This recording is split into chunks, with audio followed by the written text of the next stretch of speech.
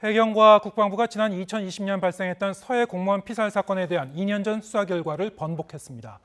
그런가 하면 구미에서 3살 아이가 숨진 채 발견된 사건과 관련해 재판을 다시 해야 한다는 대법원의 판단이 나왔는데요.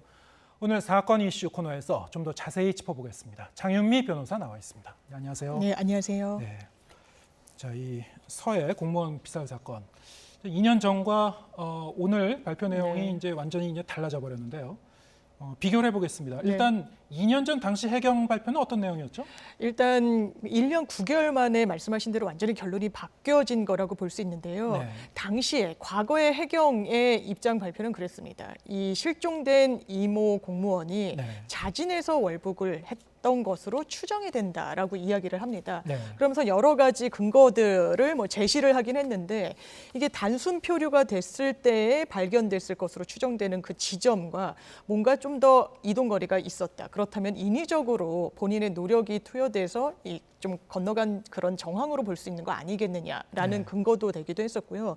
또 이 실제로 발견된 지점 이외에도 신상 정보를 북한군이 좀 알고 있었다, 파악하고 있었다. 그럼 자진해서 본인의 어떤 인적 사항에 대해서 알린 거 아니겠느냐? 그렇다면 이게 자진 월북의 정황으로 볼 수도 있고 자진 월북했다라고 이야기했다라는 정황도 있다라는 게 판단의 근거였는데 그 당시에도 북한 통지문에 따르면 불법 침입자라는 또 표현이 나오거든요. 그렇다면 이게 자진 월북과 상치되는 거 아니냐. 그리고 설사 이 당사자가 자진 월북이라고 이야기했더라도 뭔가 이 무장을 하고 있는 북한군에 내가 표류하다가 여기까지 오게 됐다라고 이야기하기는 사실상 어려운 상황 이런 등등을 감안했을 때 이건 좀 섣부른 추정 아니냐라는 비판 여론이 또 제기되기도 했었습니다. 네. 당시 이제 저 발표 내용을 보고 이제 유족 측은 강하게 반발했었고요. 북한 쪽에서 이제 침입자라는 표현을 썼다. 그건 이 우리 군 당국에서 첩보를 활용해서 이제 취득한 정보 같은데요. 당시 이제 코로나 상황이었기 때문에 북한도 이제 외부에서 들어온 사람에 대해서는 아주 극도의 경계감을 갖고 경계할 수밖에 없는 상황이기도 했단 말이죠. 그걸 어떻게 해석할 것인가 이제 해석의 문제였던 것 같은데 어쨌든 오늘 발표 내용을 보면 2년 전에 발표 내용 완전히 뒤집어졌습니다. 그래서 실제로 객관적으로 진단할 수 있는 그런 결과는 어쨌든 이 공무원에 대해서 북한군이 사살을 했고 그것을 사실상 반인권적인 방법으로 소각을 하였다라는 게 객관적으로 확인된 사실관계이지 단순 표류인지 자진 월북인지 이 부분에 대해서는 사실 단정지어서 이야기할 수 없는 부분이 있습니다. 근데 과거의 해경과 국방부는 이 도박빛이 있다는 이유에서 이 정황상 이 신변을 비관해서 자진 월북을 했던 것으로 추정된다라고 다소 논란이 될 만한 표현을 분명히 했거든요. 사실 이 부분과 관련해서 좀 단정짓기 위해서는 이 사고가 일어났을 당시의 그 경위, 구체적으로 어떤 방식으로 이 바다에 표류하게 됐는지 등등이 객관적으로 진단이 됐어야 되는데 그런 부분 없이 그 당시 이 이모 공무원이 처했던 상황을 근거로 추단을 한 부분이기 때문에 이 1년 9개월 뒤인 지금은 해경이 입장을 완전히 번복을 했고 과거에 이런 추정을 한 부분에 대해서는 유가족에게도 사과에 좀 말씀을 올렸습니다. 일단 그 당시 이제 실종 8일 만에 이렇게 중간 수사 결과를 발표했었는데 당시 이제 발표 내용이 좀 섣불렀다. 그런 그렇게 볼 자진 월북했다는 그런 그 증거는 발견할 수 없었다 이런 내용이고요. 자, 그렇다면은 과연 그러면 당시에 왜 그런 그 결론을 내렸는지 어떠한 근거에서 그랬는지 그리고 오늘 발표 내용은 또 구체적으로 어떤 그 실체적 어떤 그 증거에 기반해서 이런 결론을 내렸는지 그 부분은 좀 여전히 불분명한 것 같아요. 그렇습니다. 이 기자들도 당연하게도 그렇다면 과거에 인정됐던 사실과는 상당히 거리감이 있기 때문에 이렇게 번복하게 된 이유, 그 근거에 대해서도 질문이 당연하게도 나왔습니다. 하지만 이 부분과 관련해서는 명시적으로 확인해 줄 수 없다라는 게 이 수사당국의 입장이기도 한데 아마 이런 부분이 작용한 것 같습니다. 이 당시의 상황을 추적하고 진단하고 결과물을 내놓을 때까지는 이 대한민국의 어떤 정보력이 어떤 경위로 취득이 되는지에 대해서도 어떤 그 취득 경위를 설명하는 순간 이 정보를 파악하는 루트까지도 공개가 되는 그런 결과를 초래할 수가 있기 때문에 이 부분과 관련해서는 국가 안보와 직결된 상황임을 감안해서 이 구체적인 경위, 이 판단을 번복하게 된 과정에 대해서는 좀 상세하게 이야기할 수 없는 게 지금 처한 상황인 것 같습니다. 지금 말씀하신 대로 이제 그 첩보 자산을 활용해서 전반적으로 이제 종합 판단한 내용이기 때문에 구체적으로 좀 얘기하기는 어려운 부분이 있을 것이다. 그렇습니다. 유족 입장에서는 어쨌든 그럼 도대체 누가 지시한 것이고 어떤 경로를 통해서 저런 결론을 내렸는지 알고 싶다 이렇게 지금 그 얘기를 하고 있는 건데요. 뭐 정보공개 청구한 게 있었죠. 당연히 유족 입장에서는 이게 뭐 신변을 비관했다, 도각배지 있었다. 아마 선뜻 받아들이기 어려운 결과 발표였을 겁니다. 예. 당연하게도 이 실체 관계에 대해서 판단을 한번 해보고 싶으셨을 거고 당시에 청와대, 이 국가안보실 그리고 해경, 국방부 등을 상대로 정보공개 청구를 합니다. 네. 1심에서도 이 정부를 상대로 했던 소송에서 일부 유가족들이 승소를 합니다. 법원도 이건 알 권리가 보장될 필요가 있다. 뭐 전체 문건은 아니더라도 그 당시에 북한 측의 실종자가 해상에서 발생된 경위랄지 그것과 관련된 문건 내지는 군사분계선 인근 해상에서 실종됐던 그 경위를 정리한 이런 상황 등에 대해서는 최소한 유가족들에게 접근권이 허용되어야 된다라고 결정을 내렸습니다. 그렇지만 거기에 불복해서 정부는 항소를 했고 항소심이 계속 중이었지만 윤석열 대통령이 후보 시절에도 이 부분은 계속 끌고 가지 않겠다라는 취지로 공약을 내걸기도 했습니다. 네. 실제로 정부는 항소 취하 의사를 밝혔고 항소 취하가 됨으로써 1심에서 일부 승소를 한 유가족들에게 공개하기로 한 그 문건에 대해서는 공개 판결이 확정이 되는 그런 결과가 됐는데 다만 그렇다면 유가족들이 본래 이 소송에서 의도했던 대로 관련 문건을 손에 정말 쥐게 될 것인가? 그거는 다른 문제입니다. 네. 왜냐하면 대통령 기록물로 지정이 된 문서는 최장 15년 동안 비공개 결정을 받게 됩니다.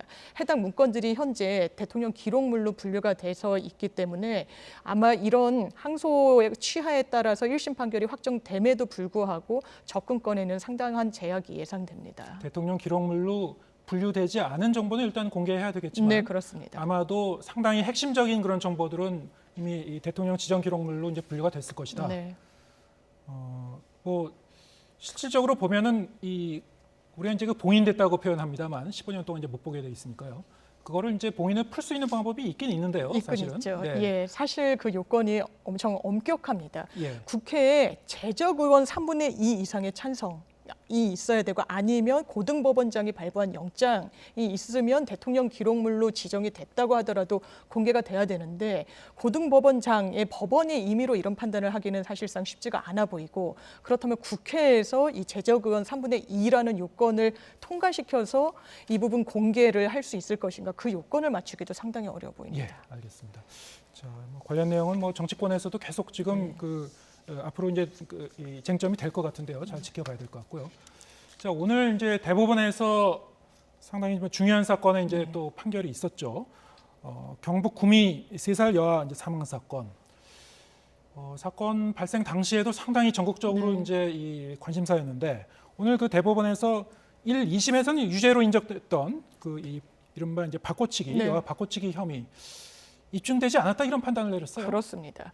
지금 1, 2심에서 유죄를 받게 됐던 여러 가지 근거들이 있기는 합니다. 네. 이 구미에서 이 한 건물에서 이 아이가 사망한 채로 발견이 됐는데 유전자 검사를 해봤더니 본인 친모로 알고 있었던 김모 씨가 친모가 아니었던 겁니다. 네. 외할머니로 알고 있었던 성모 씨가 친모라는 사실이 유전자 검사 그것도 한 번이 아니라 3번에 걸쳐서 있었고 그렇다면 이게 뭔가 출산 사실은 있었다는 점은 대법원도 인정을 했습니다. 그것뿐만 아니라 실제로 그 당시에 이 외할머니로 처음엔 추정됐던 실제로는 친모인 성모 씨 같은 경우에 한 달 정도 직장을 그만두기도 했었습니다. 그리고 여성용품을 1년 동안 구매하지 않은 이력도 있습니다. 네. 뭔가 이 모든 정황들이 출산 사실을 향했기 때문에 이 부분은 이 사망한 아이, 이 여아가 석 씨의 친딸이구나라는 사실은 뒷받침해 줄 수 있지만 약취, 그러니까 아이를 바꿔치기 했다라는 사실에 대한 직접적인 증거는 될 수 없다는 게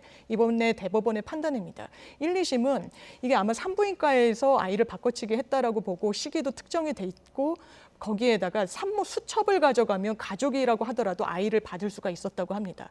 이런 정황들을 종합했을 때 이 성모 씨가 본인이 출산한 아이와 이 딸이 출산한 아이를 바꿔치기 했다라는 사실을 인정했지만 대법원은 약취 사실을 유죄로 인정하기에는 부족하다고 판단을 내린 겁니다. 저희 이제 언뜻 생각하기에는 유전자로 이제 이 친자 관계가 확인이 되면은 그거보다 더 강력한 증거가 있겠냐라고 생각하기 쉽지만 그걸로는 불충분하다는 거죠. 그렇습니다. 출산 사실은 인정이 되겠지만 거기에 따른 직접 증거로 기능을 하지만 약취, 그러니까 아이를 본인의 이 지배하에 두는 행위를 했을 것인가, 바꿔치기를 했을 것인가에 대한 증거는 될 수 없다라는 겁니다. 네.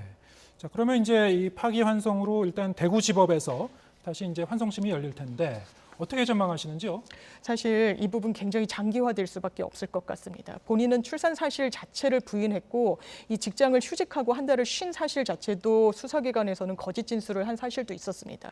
그렇지만 출산 사실을 부득불 좀 감추려고 했던 것은 이게 부정행위로 인해서 아이를 출산한 사실로 추정이 되기 때문에 그런 동인이 있었던 걸로 보이고 실제로 약취 이 사실이 입증이 돼야 되는데 이게 또 하나 넘어야 될 법리적인 부분이 있습니다. 실제로 아이를 바꿔치기 했다고 하더라도 현행법상 약취죄가 이 유죄로 인정되기 위해서는 친권자의 의사에 반해서 자기의 지배하에 둬야 됩니다. 그런데 여기에서 이 친권자는 석 씨의 딸인 이 김모 씨거든요. 원래 친모로 추정됐던. 그럼 아이를 데리고 건사했을 때 이게 친권자인 김모 씨의 의사에 반한다고 과연 볼 수 있을 것인가 법리적으로. 이런 어떤 법적 쟁점까지도 사실 검찰이 공소 유지를 위해서는 넘어야 될 산으로 지금 작용하고 있는 상황입니다.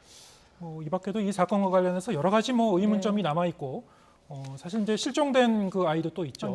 그 행방을 알 수가 없는 상황이고 여러 가지로 이제 더 좀 미궁에 빠지게 될 것 같습니다. 오늘 여기까지 말씀 듣겠습니다. 장현미 변호사와 함께했습니다. 고맙습니다. 감사합니다.